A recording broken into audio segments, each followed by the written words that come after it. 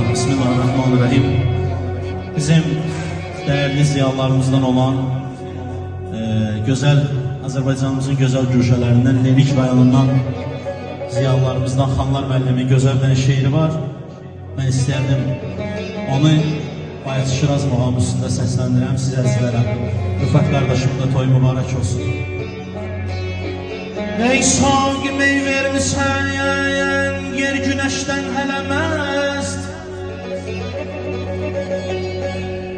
Ey sağ mey vermisən, yer güneşten hələməst. Dolanır hey başına, bülbül kimi güləməst. Eşkin camından içeyim, həkdən gələn diləməst.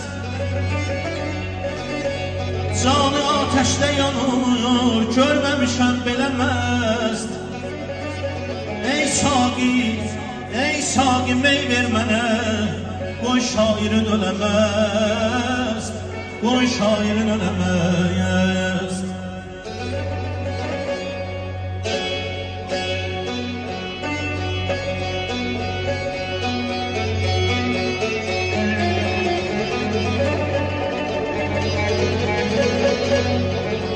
Abi konserdən içeyim, daim uçum göylərdə.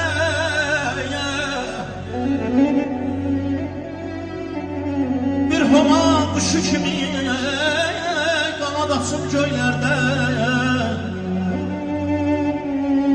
Parlayan ulduz kimi işıq saçım göylərdə. Mən eşqin sultanıyam,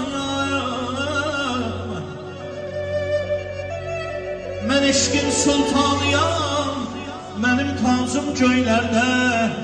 Ey saqi mey ver mənə, eşqim məni biləməz. Ey şaqi mey ver mənə, qoy şairin öləməz, qoy şairin öləməz.